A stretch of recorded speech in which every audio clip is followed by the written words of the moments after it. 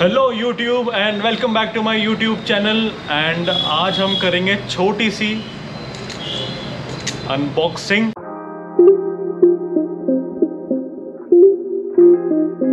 तो फिलहाल अभी छोटी सी अनबॉक्सिंग करके हम लोग चलते हैं बाहर और बाहर बाकी का व्लॉग शूट करेंगे। एंड मेरे पास अभी आइटम नहीं है, अब देखिए ढूंढते हैं। और आज हम 3-4 हज़ार साल पुराना तरीका अपनाएंगे अनबॉक्सिंग के लिए। शायद मैंने तो ये कभी किसी वीडियो में नहीं देखा है। और आपको ये अनबॉक्सिंग कैसी लगती है आप मुझे प्लीज़ कमेंट करके बताइएगा। तो चलिए अनबॉक्सिंग करते हैं। एंड चलिए ये तो मेरे पास है और बाकी जो आइटम है जिसकी अनबॉक्सिंग करना है उसको भी बुला लेते हैं। ओम पार्सलम प्रकटम। सो गाइस हमारे पास आ गया है हमारा ये अनबॉक्सिंग वाला आइटम। चलिए इसको फटाफट करते हैं अनबॉक्सिंग। थोड़ा हम इज्जत से फाड़ा करते हैं।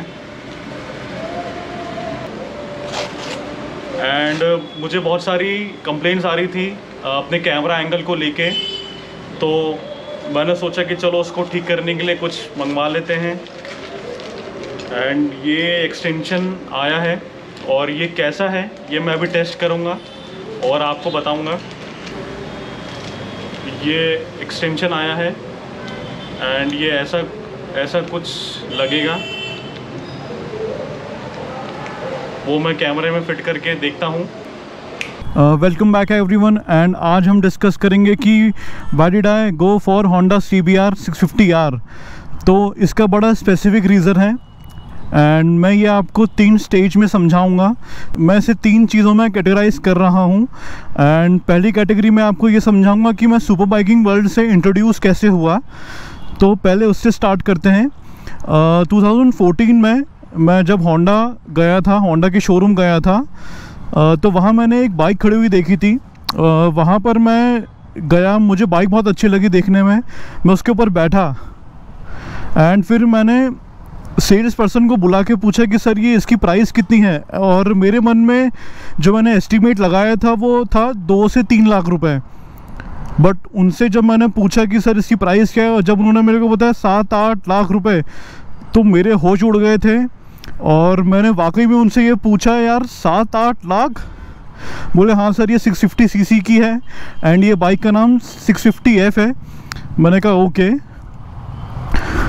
मैं चुपचाप उस गाड़ी से उतर गया और मैंने फिर अपने आप से मनी में कहा कि कोई बात नहीं, एक दिन लेंगे। एंड गाइस ट्रस्ट मी, मुझे उस दिन के बाद कोई अंदाज़ा नहीं था कि फाइनली शायद वो दिन आएगा कि मैं ये बाइक परचेज़ करूँगा। मतलब it's a dream, like it's a dream come true for me. So I am very happy. And दूसरा जो मैंने जो चीज़ को कैटेगराइज किया है वो ये है कि मैं इस बाइक तक कैसे पहुँचा। 650cc मेरा प्राइमरी एम नहीं था। एक्चुअली क्या हुआ था उस समय, आई थिंक 2017 या 2018 में TVS ने अपाचे RR 310 लॉन्च करी थी रेड कलर में, BMW के साथ टाई अप करके। वो मुझे बाइक बहुत पसंद आई थी एंड उस समय ये मध्य प्रदेश छत्तीसगढ़ रीजन में अवेलेबल नहीं थी।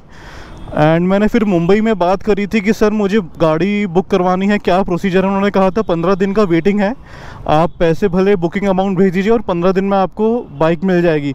उसके बाद मैंने यूट्यूब पे कुछ रिव्यूज़ देखे थे जो मुझे खास समझ नहीं आए, तो मैंने स्विच किया।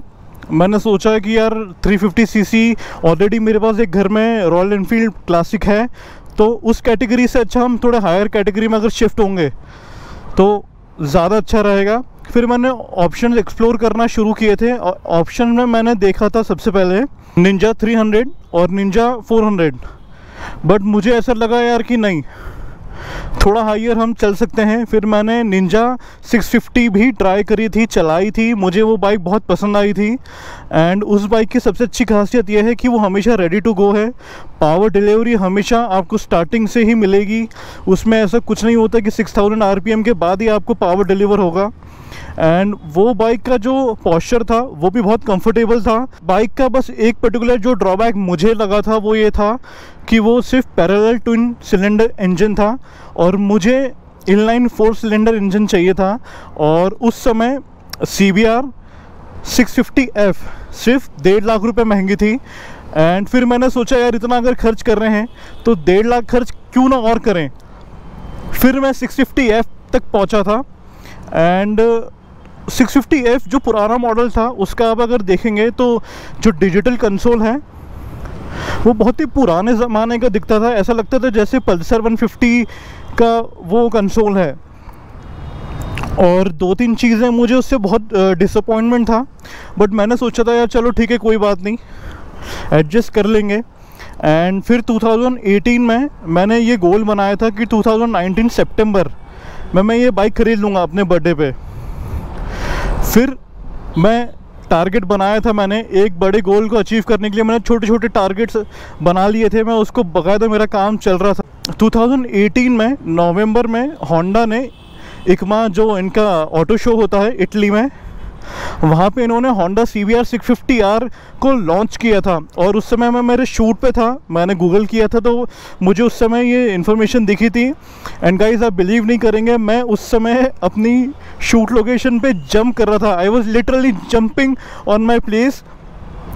और जब मुझे पता चला था यार कि इसका डिजिटल कंसोल उन्होंने चेंज कर दिया टोटली, तो मैं इतना खुश हुआ था। एंड मेरे मन में बस एक ही थॉट आ रहा था यार कि ये जो बाइक है 650R ये मेरे लिए ही बनी है। और मैं जो कंप्लेंट चाहता था होंडा ने उस समय बिल्कुल वो सब चीज़ें हटा दी थी और मेरे अकॉर्डिंग जो भी चीज़ें आउटडेटेड थी उसको बिल्कुल नया करके दिया था। तो उस टाइम पर आई वॉज रियली हैप्पी। मुझे चाहिए थी सितंबर में एंड मैंने अगस्त के आसपास बुकिंग करवाई थी, बट मेरा नंबर आते आते बाइक आउट ऑफ स्टॉक हो गई थी और मुझे उस समय बाइक नहीं मिल पाई थी। ये सेकंड कैटेगरी में मैंने आपको ये समझाया कि मैं CBR 650R तक कैसे पहुंचा। अब थर्ड कैटेगरी में मैं आपको ये बताता हूं कि मैंने यही बाइक क्यों ली। मैं CBR 650R ही मैंने परचेज़ क्यों करी। मेरे पास बहुत सारे ऑप्शंस हैं, जैसे कावासाकी Z900 एंड ट्रायम्फ का स्ट्रीट RRR एंड कावासाकी 650 भी थी एंड कावासाकी 1000 भी थी। क्योंकि जब 2019 में ये आउट ऑफ स्टॉक हो गई थी तो मैं कावासाकी भी गया था, क्योंकि मुझसे उस समय वेट नहीं हो रहा था और मैं और मेरे फादर साथ में थे। हम किसी काम से वहाँ से लौट रहे थे तो रास्ते में शोरूम था। मैंने पापा को अंदर जाके वो बाइक दिखाई। बाइक उनका जो पर्सनल फीडबैक था वो ये था कि ये CBR से भी ज़्यादा अच्छी है दिखने में एंड थोड़ी वो ब्रॉड थी। CBR 650R थोड़ी सी छोटी दिखती है एंड वो थोड़ी अच्छी लंबी खासी दिख रही थी, तो वो चीज़ मुझे बहुत पसंद आ रही थी। बट उसके साथ 2-3 ये प्रॉब्लम थी कि उसका जो मुझे एक्चुअली टूरिंग भी करना था और उसका उस हिसाब से माइलेज बहुत कम था। हालांकि ये जो बाइक्स हम लेते हैं ये माइलेज के लिए हम लेते भी नहीं हैं, पर फिर भी हमें पेट्रोल तो देखना ही पड़ता है कि ये कितना एवरेज देगी। And service cost and spheres part Kawasaki का मुझे लगता है कि सबसे बड़ा हेडेक होता है। ये चीज़ें इतनी महंगी हैं कि इनको मेंटेन करना एक अलग टास्क है। सिर्फ बाइक खरीदने से काम नहीं चलता है, तो वो भी मुझे एक चीज़ लग रही थी कि क्या मैं इसको मेंटेन कर पाऊँगा, क्योंकि इसको जो भी करना रहता है वो मुझे सिर्फ सेल्फ पॉकेट से ही करना रहता है। मैं घर वालों से हेल्प नहीं लेता हूँ। तो मेरा एक वो सबसे ज़्यादा बिगेस्ट कंसर्न था। मैं इसी का ही वेट कर रहा था, क्योंकि जो अट्रैक्शन इसमें है आई थिंक वो इस प्राइस ब्रैकेट में किसी में नहीं है। एंड अगर हम रेड कलर की बात करें तो रेड कलर सिर्फ डुकाती पानी वाले V4S या V4 में ही वो ब्यूटी मुझे दिखती है। एंड आप मानेंगे नहीं, बहुत सारी चीज़ें हुई थी। 2019 में मुझे ब्लैक कलर ऑलरेडी मिल रहा था। शोरूम वालों ने इतना तक कह दिया था कि सर आप बस हाँ बोलिए, ये बाइक हम आपके घर भिजवा देते हैं एंड आप पैसे भले 8-10 दिन बाद दे देना। मैंने कहा नहीं सर, आप बाइक दे रहे हैं तो पैसे भी मैं आपको दूंगा, पर मैं इतने पैसे लगा रहा हूं तो मुझे सर वो रिग्रेट नहीं रहना चाहिए अपने मन में कि मैंने गलत बाइक तो नहीं ले ली या मुझे रेड कलर ही लेना था। इसलिए मैंने ब्लैक कलर चूज़ नहीं करी। एंड प्लस घर वालों का भी यही सजेशन आया था मेरे पास कि यार इतने पैसे लगा रहे हो तो मन क्यों मारो। एंड गाइस अब हम चलते चलते बात करेंगे, आगे की बात हम कंटिन्यू रास्ते में करेंगे। सो चलिए चलते हैं। एंड गाइस 2018 में मैंने ट्रायम्फ का शोरूम भी विज़िट किया था एंड वहाँ पर मुझे ट्रायम्फ डेटोना भी मिल रही थी, बट वो नई नहीं मिल रही थी।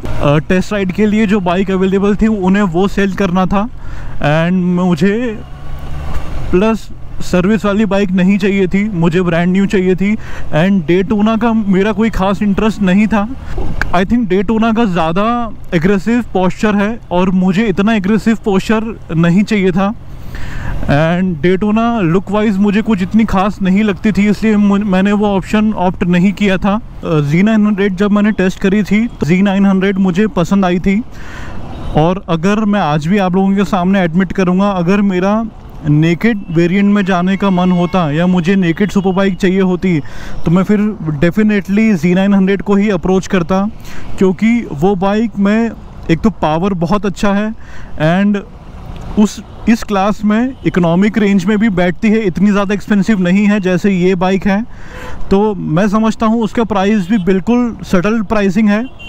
एंड आफ्टर ऑल वो बाइक जो 900 सीसी के सेगमेंट में जो वो पड़ती है वो बहुत अच्छा ऑप्शन होता, बट फिर यही था कि मुझे स्पोर्ट्स बाइक में जाना था और नेकेड वर्जन में नहीं जाना था। एंड उसके बाद फिर मैंने जो लास्ट ऑप्शन देखा था वो था कावासाकी 1000 SX। इतने ज़्यादा इलेक्ट्रॉनिक्स और इतना ज़्यादा पावर की मुझे फ़िलहाल रिक्वायरमेंट नहीं लगी, एंड प्राइसिंग भी थोड़ी ज़्यादा थी। 12.5 लाख के आसपास वो ऑन रोड जा रही थी, एंड एसेसरीज़ मिला के वो और ज़्यादा जाता। अगर मेरा इतना बजट होता तो फिर मैं ZX 10R को ही अप्रोच करता। मुझे ऐसा लगा कि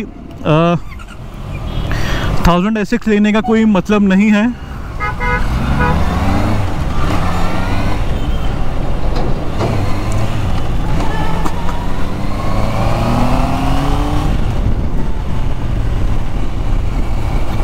एंड डुकाती तो मैंने ऑप्शन में रखा ही नहीं था, to be very frank. And Harley cruising segment में भी मुझे नहीं जाना था, एंड हार्ले का मुझे इतना कोई शौक भी नहीं है, और सेकंड हैंड सेगमेंट्स में भी मैं नहीं जाना चाहता था। मैं ये चाहता था यार कि मैं एक नई बाइक खरीदूं, और इस प्राइसिंग ब्रैकेट में मुझे हायाबुसा या इस टाइप की लीडर क्लास इंजन की बाइक्स मिल जाती, बट हाँ वो 4, 5 या 6 साल पुरानी मिलती, जो मैं रिकमेंड नहीं करता।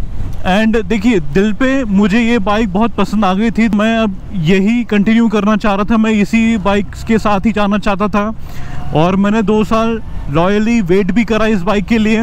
एंड जब 2021 में जब ये लॉन्च हुई थी तो मैं इतना खुश था, और उस समय कंडीशन ठीक नहीं थी, केसेस बहुत ज़्यादा बढ़ रहे थे, डेथ रेशो भी बढ़ रहे थे, उस समय इतनी पॉजिटिव वाइब्स नहीं आ रही थी।